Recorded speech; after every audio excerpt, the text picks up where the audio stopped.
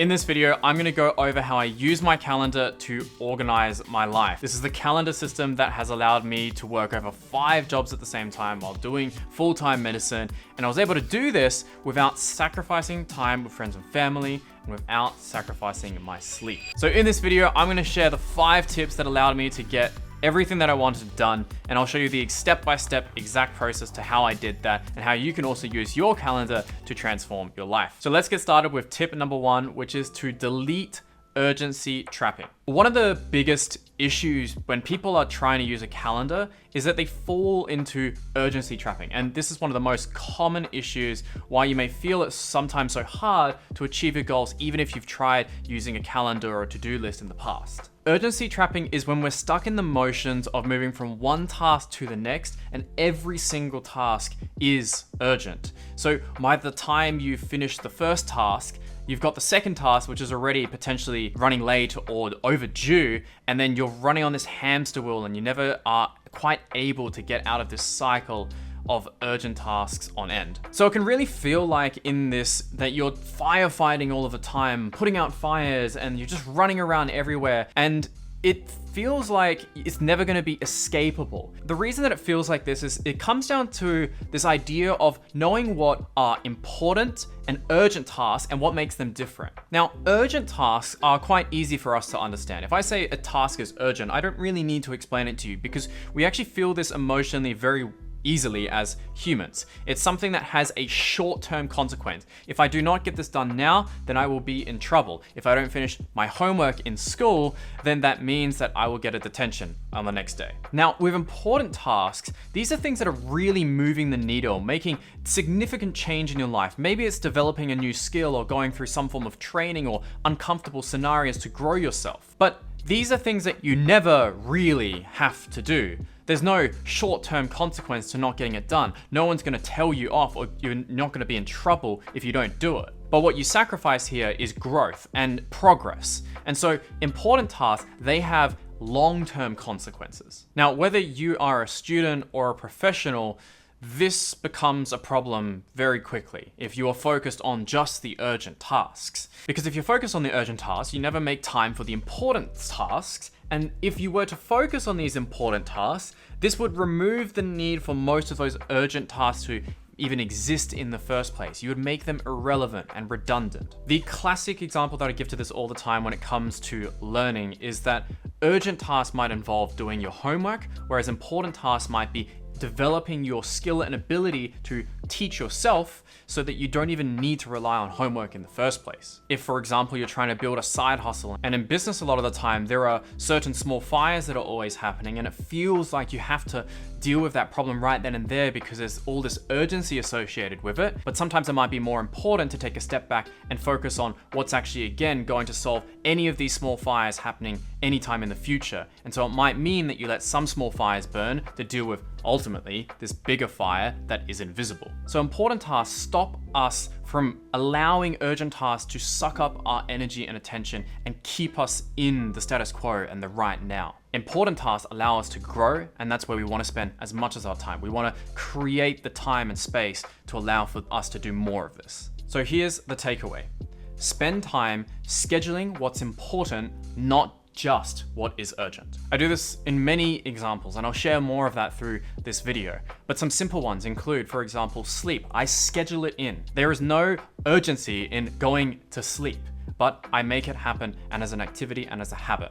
I do this as well for exercise, for socialization, for certain events, because there's not necessarily urgency to them, but I need to schedule them in and create almost that urgency to trick my brain into doing it more, because there's a long-term consequence to not prioritizing these things consistently. Which leads me to tip number 2, which is to create deep work time. Now, as long as we are scheduling in our important tasks, that's already a right step in the right direction. But to see faster results, ideally what we want to do is create deep work time to do our important tasks within them. Now, deep work is a term that was popularized by Cal Newport, who's a productivity expert. And the idea is that deep work is where you're solely focused on a particular thing that is often quite hard and often is an important task. It is, again, creating dedicated time to do the things that actually move the needle in your life. So if we're going to try and focus on the important tasks that move us along, then we want to create deep work time to allow for that to actually occur. One of the things that I do every single week is I count how many hours of deep work I've actually done, because there is a very strong correlation between the movement I've actually made in progress in my life to how many hours of deep work I've done. You know, there's this study that looks at weight loss, and those who just go on the scale and they measure their weight every single day, they just tend to lose weight more easily.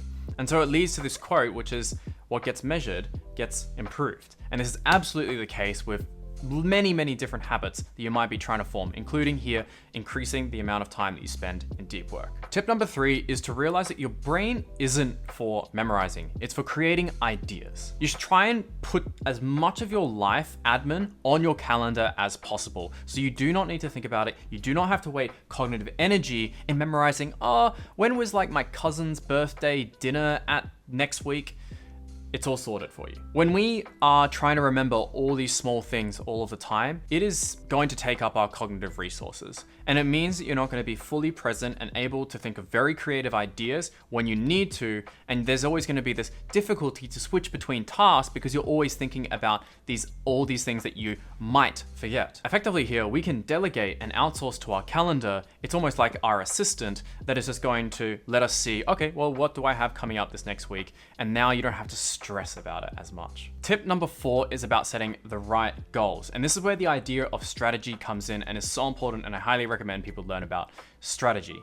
Because strategy is about ensuring that you find the best path to go from point A to point B. A lot of the time, we don't really question why we're doing what we're doing. And I think about the example in school a lot. We just do homework, we just do the things that are assigned to us. Everyone's doing practice questions, I'll do practice questions too. And we never critique if that's the way that we should be doing it. And this happened to me as well, especially through year 10 and year 11 when I was just following the status quo and what other people did. And this leads to so much wasted time because I'm focusing on the wrong things. I'm doing certain activities that are not directly related to the outcome that I'm actually aiming for. For example, I remember going through questions mindlessly just to get through more questions rather than actually thinking about where are my weaknesses with this upcoming maths test and focusing on learning more about that. So when we're setting things on our calendar, we're putting a task onto our calendar, we have to be very intentional about what is actually the task that we're trying to do. So many people look at how do I become better at time management,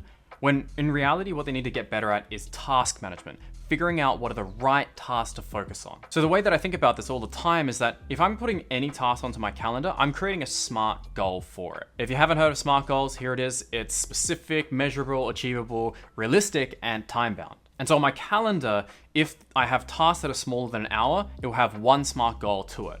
But if I have tasks that go longer for an hour, might look like, for example, writing a report or an essay, usually some form of writing, then I'm going to break up the task into hour blocks and have a SMART goal for each hour. The reason that I'm doing this is because I want to be very intentional about what I'm trying to achieve. I don't want to just get work done because there's no definition to that. I don't know if I've succeeded or failed. And that means there's no pressure, there's no urgency to get stuff done, but also it doesn't mean I'm gonna get anything meaningful done either. So by creating a SMART goal, it keeps me focused on actually assessing and reflecting on, is this task the best task that I should be doing, or should I be thinking about this in a different way, strategizing and planning for it in another way. So in the moment when I'm doing the task, I can keep extremely focused and again ensure that this task is going to move the needle, it's important work, and it's not just me doing urgent, non-important work. And tip number 5 is to master marginal gains.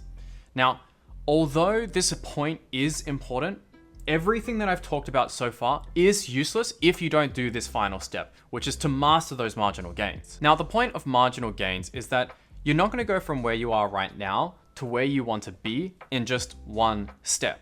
It's going to require many small iterative steps. And the easiest way that you can think about it is, well, how can I improve by 1% every day, or 1% every single time that I'm attempting a certain task. Because if you do this every single time and you find something to improve and something to avoid for next time, you are going through that process of learning, and this will compound. James Clear talks about this in his book, Atomic Habits, which is that if you improve by 1% every single day, then by the end of the year, you'll be 37 times better because of that compounding effect. And it continues on years and years end. This is why I'm such a strong advocate for skill development. So for me, every single day when I'm getting work done, I will finish off by doing a daily review.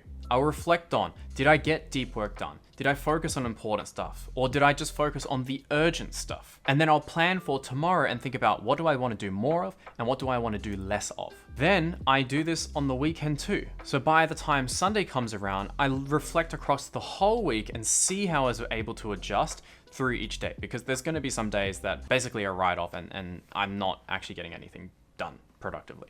But then I need to look at that and say, okay, what am I going to do for next week to make it better? In my weekly review as well, I assess how I'm feeling about my life. And a lot of the time, I have to make adjustments about where I'm making time for friends and family, time for exercise, especially again for sleep, to prioritize that.